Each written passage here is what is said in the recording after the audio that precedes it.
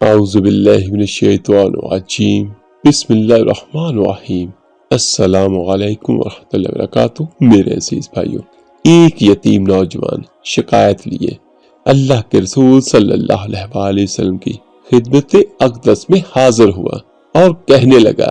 یا رسول اللہ صلی اللہ علیہ وآلہ وسلم، میں اپنی کھجوروں کے باغ کے ارد گرد دیوار تعمیر کرا رہا تھا کہ میرے ہمسائے کی کھجور کا ایک درخت دیوار کے درمیان میں آ گیا۔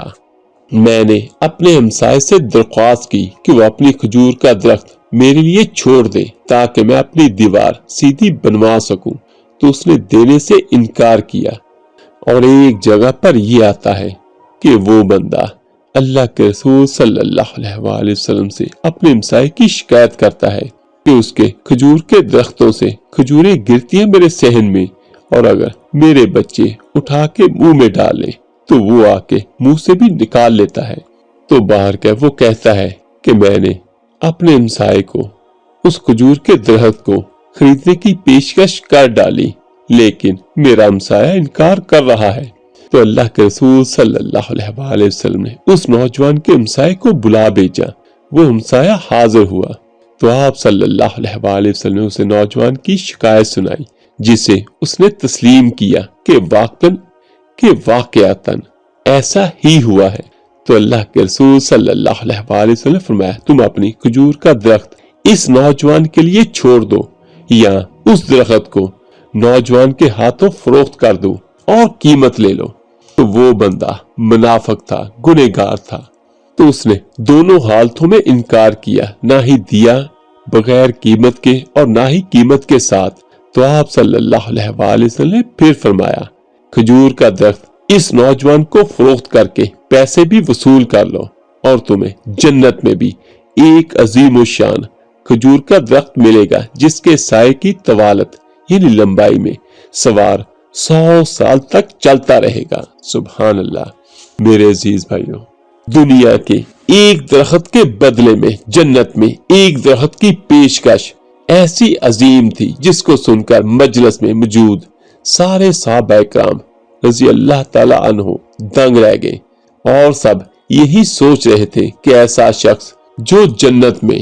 ایسے عظیم الشان درخت کا مالک ہو، کیسے جنت سے محروم ہو کر دوزخ میں جائے گا۔ مگر واہ قسمت کہ دنیاوی مال و متاع کی لالچ اور طمع آڑے آ گئی، اور اس نے اپنا کھجور کا درخت اس شخص کو بیچنے سے انکار کر دیا۔ یہ دیکھیں کہ کیسی اس کی عقل ماری گئی، اس کی دنیا اور آخرت اس کی تباہ و برباد ہوگی کہ جس نے اللہ کے رسول صلی اللہ علیہ وآلہ وسلم کو معاذ اللہ انکار کیا۔ میرے عزیز بھائیوں، اسی مجلس میں جس وقت یہ سارا واقعہ ہو رہا تھا، تو وہاں پر ایک صحابی ابو درداء رضی اللہ تعالی عنہ بھی موجود تھے۔ وہ آگے بڑھے اور اللہ کے رسول صلی اللہ علیہ وآلہ وسلم سے عرض کی، یا رسول اللہ صلی اللہ علیہ وآلہ وسلم، اگر میں کسی طرح وہ درخت خرید کر اس نوجوان کو دے دوں تو کیا مجھے جنت کا وہ درخت ملے گا؟ تو میرے کریم آقا صلی اللہ علیہ وآلہ وسلم نے جواب دیا، ہاں تمہیں وہ درخت ملے گا۔ تو ابو درداء رضی اللہ تعالیٰ عنہ اس شخص کی جانب پلٹے اور اس سے پوچھا، میرے کھجوروں کے باغ کو جانتے ہو؟ اس آدمی نے فوراً جواب دیا، جی کیوں نہیں، اور مزید کہنے لگا، مدینے کا کون سا ایسا شخص ہے جو ابو درداء کے 600 کھجوروں کے باغ کو نہ جانتا ہو، اور ایسا باغ جس کے اندر ہی ایک محل تعمیر کیا گیا ہے، اور باغ میں میٹھے پانی کا ایک کنواں، اور باغ کے ارد گرد تعمیر خوبصورت اور نمایاں دیوار دور سے ہی نظر آتی ہے۔ اور مزید کہنے لگا، وہ منافق مدینے کے سارے تاجر تمہارے باغوں کی اعلیٰ کوالٹی کی کھجوروں کی، اور مزید کہنے لگا کہ مدینے کے سارے تاجر تیرے باغ کی اعلیٰ اقسام کی کھجوروں کو کھانے اور خریدنے کے انتظار میں رہتے ہیں۔ تو ابو درداء رضی اللہ تعالیٰ عنہ نے اس شخص کی بات کو مکمل ہونے پر کہا، تو پھر کیا تم مجھے اپنے اس کھجور کے ایک درخت کو میرے سارے باغ، محل، کنویں اور اس خوبصورت دیوار کے بدلے میں فروخت کرتے ہو؟ تو ابو درداء رضی اللہ تعالیٰ عنہ کی بات سن کے تو اس شخص نے غیر یقینی عالم میں اس کی طرف دیکھا، اور ایک روایت میں آتا ہے کہ اللہ کے رسول صلی اللہ علیہ وآلہ وسلم کی طرف دیکھا کہ کیا عقل مانتی ہے کہ ایک کھجور کے بدلے میں اسے ابو دادا کے 600 کھجوروں کا باغ کا قبضہ بھی مل پائے گا یا نہیں۔ معاملہ تو ہر لحاظ سے فائدے مند نظر آ رہا تھا۔ یہ دیکھیے کہ حضور پاک صلی اللہ علیہ وآلہ وسلم اس محفل میں موجود، اور اسی محفل میں مجلس میں موجود صحابہ اکرام رضی اللہ تعالیٰ عنہ نے گواہی دی اور معاملہ طے پا گیا۔ تو دیکھیے ابو دادا نے خوشی سے اللہ کے رسول صلی اللہ علیہ وآلہ وسلم کو دیکھا اور سوال کیا،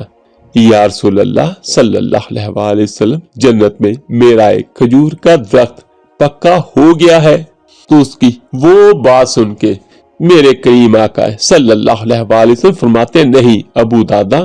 سرکار کے جواب سے حیرت زدہ ہوئے تو آپ صلی اللہ علیہ وآلہ وسلم نے اپنی بات کو مکمل کرتے ہوئے جو کچھ فرمایا اس کا مفہوم یوں بنتا ہے کہ اللہ رب العزت نے تو جنت میں ایک درخت، محض ایک درخت کے بدلے میں دینا تھا، تم نے تو اپنا پورا باغ ہی دے دیا۔ اللہ رب العزت جود و کرم میں بے مثال ہے، اس نے تجھے جنت میں کھجوروں کے اتنے باغات عطا کیے ہیں کہ کثرت کی بنا پر جن کے درختوں کی گنتی بھی نہیں کی جا سکتی۔ ابو دادا، میں تجھے پھل سے لدے ہوئے ان درختوں کی جس قدر تعریف بیان کر دوں، کس قدر تعریف بیان کروں، یہ سوالیہ طور پر میرے آقا کریم صلی اللہ علیہ وآلہ وسلم نے فرمایا، اور آپ صلی اللہ علیہ وآلہ وسلم اپنی اس بات کو اس قدر دہراتے رہے کہ اس محفل میں مجلس میں موجود ہر صحابی یہ حسد کرنے لگا کہ اے کاش وہ ابو دادا ہوتا۔ ابو دادا رضی اللہ تعالیٰ عنہ وہاں سے اٹھ کر جب اپنے گھر کو لوٹے تو وہ اپنی خوشی کو چھپا نہ پا رہے تھے۔ گھر کے باہر ہی سے اپنی بیوی کو آواز دی کہ میں نے 4 دیواری سمیت یہ باغ، محل اور کنواں بیچ دیا ہے۔ میرے عزیز بھائیوں، ابو دادا رضی اللہ تعالیٰ عنہ کی بیوی اپنے خاوند کی کاروباری خوبیوں اور صلاحیتوں کو اچھی طرح جانتی تھی۔ اس نے اپنے خاوند سے پوچھا، ابو دادا کتنے میں بیچا ہے یہ سب کچھ؟ تو حضرت ابو دادا رضی اللہ تعالیٰ عنہ نے اپنی بیوی سے کہا، میں نے یہاں کا ایک درخت جنت میں لگے ایک ایسے درخت کے بدلے میں بیچا ہے جس کے سایہ میں سوار 100 سال تک چلتا رہے۔ سبحان اللہ۔ ابو دادا رضی اللہ تعالیٰ عنہ کی بیوی نے خوشی سے چلاتے ہوئے کہا، اے ابو دادا، تم نے منافع کا سودا کیا ہے۔ ابو دادا، تو نے منافع کا سودا کیا ہے۔ میرے عزیز بھائیوں، یہ دیکھیے کہ جہاں اس دور میں منافق بھی تھے، لیکن ایسے بھی بہت سارے صحابی تھے جو اپنا تن من، اپنا مال و متاع، اپنی ہر چیز آقا دو جہاں صلی اللہ علیہ وآلہ وسلم پر قربان کر دیتے تھے، اور حضرت ابو دادا رضی اللہ تعالیٰ عنہ بھی ایسے اللہ پاک کے نبی سے محبت کرنے والے صحابی تھے۔ تو دیکھیے کہ ان کو کتنا اچھا اور کتنا بہترین صلہ ملا، اور ساتھ ہی یہ دیکھیے کہ ان کی بیوی بھی اس بات پر خوش ہوئی۔ میرے عزیز بھائیوں، ایک بات یاد رکھیے گا، اگر ہم کوئی بھی کام فقط اللہ کی رضا کے لیے کرتے ہیں تو اللہ پاک کسی کا بدلہ رکھنے والا نہیں ہے، وہ بہت بہترین اور بہت اچھا اس کا ریٹرن ہمیں عطا کرتا ہے، دنیا میں بھی اور آخرت کے دن بھی۔